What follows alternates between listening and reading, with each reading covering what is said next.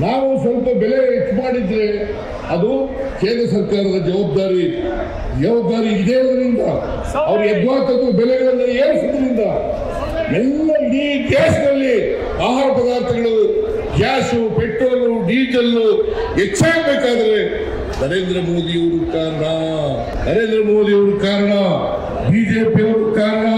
ಬಿಜೆಪಿಯವರಿಗೆ ಯಾವುದೇ ನೈತಿಕ ಹಕ್ಕಿಲ್ಲ, ನಮ್ಮ ಮೇಲೆ ವಿರೋಧ ಮಾಡಲಿಕ್ಕೆ ನೈತಿಕ ಹಕ್ಕಿಲ್ಲ. ಈಗ ನಾವು 4 ರೂಪಾಯಿ ಹಾಲಿಗೆ ಜಾಸ್ತಿ ಮಾಡೋದು ಸರ್ಕಾರ ಬಂತದು, ಸರ್ಕಾರಕ್ಕೆ ಬಂದಿದೆಯಾ?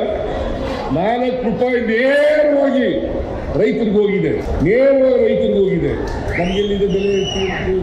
ಅನೇಕ ಜನ ರೈತರು ನಾವು ಹೋದ ಕಡೆ ಎಲ್ಲ ಹಾಲಿನ ಬೆಲೆ ಹೆಚ್ಚು ಮಾಡಿ ಅಂತ ಕೇಳ್ತಾ ಇದ್ರು, ಕೊಂಡ್ಕೊಳ್ತಕ್ಕಂಥ ಬೆಲೆಯನ್ನು ಹೆಚ್ಚು ಮಾಡಿ ಅಂತ ಕೇಳ್ಕೊಳ್ತಾ ಇದ್ರು. ಅವರು 5 ರೂಪಾಯಿ ಹೆಚ್ಚು ಮಾಡಬೇಕು, ಆದರೂ ಕೂಡ ಬೇರೆ ರಾಜ್ಯಗಳಿಗಿಂತ ಕಡಿಮೆ ಇದೆ. ನಮ್ಮಲ್ಲಿ ಮಾರಾಟದ ಬೆಲೆ ಇದೆಯಲ್ಲ ಹಾಲಿಂದು ಈಗ 46 ರೂಪಾಯಿ ಆಗಿದೆ.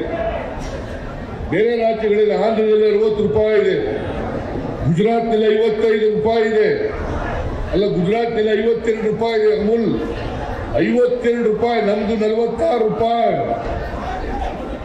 ಆಂಧ್ರದಲ್ಲಿ 60 ರೂಪಾಯಿ, ಹರಿಯಾಣದಲ್ಲಿ 56 ರೂಪಾಯಿ, ತೆಲಂಗಾಣದಲ್ಲಿ 55 ರೂಪಾಯಿ, ಮಹಾರಾಷ್ಟ್ರದಲ್ಲಿ 52 ರೂಪಾಯಿ, 53 ರೂಪಾಯಿ, ಮಹಾರಾಷ್ಟ್ರದಲ್ಲಿ 53 ರೂಪಾಯಿ. ಇವರು ರೈತರ ವಿರೋಧಿಗಳು. ರೈತರು ಹಾಲಿನ ಬೆಲೆ ಹೆಚ್ಚು ಮಾಡಿ ಅಂತ ಹೇಳಿ ಡಿಮ್ಯಾಂಡ್ ಮಾಡಿದಾಗ ನಮ್ಮ ಸರ್ಕಾರ ಸ್ಪಂದನೆ ಮಾಡಿದೆ. ನಾವು 4 ರೂಪಾಯಿ ಹೆಚ್ಚು ಮಾಡಿದ್ದೀವಿ, ಅದು ಮಾರಾಟದ ಬೆಲೆ ಹೆಚ್ಚು ಮಾಡಿದ್ದೀವಿ. ಅದು ಮಾರಾಟದ ಬೆಲೆಯನ್ನು ನೇರವಾಗಿ 4 ರೂಪಾಯಿ ಹೆಚ್ಚು ಮಾಡಿದ್ದೀವಲ್ಲ, ಅದನ್ನ ರೈತರಿಗೆ ಕೊಡ್ತಾ ಇದ್ದೀವಿ.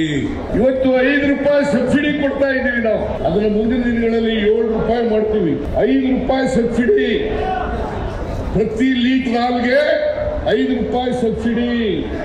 ಯಾವ ರಾಜ್ಯ ಕೊಡ್ತಾ ಇದೆ? ಬಿಜೆಪಿ ಸರ್ಕಾರದಲ್ಲಿ ರಾಜ್ಯಗಳು ಕೊಡ್ತಾ ಇದ್ದಾರೆ. ಇದನ್ನೇ ಕೇಂದ್ರ ಸರ್ಕಾರ ಕೊಡ್ತಾ ಇದೆ.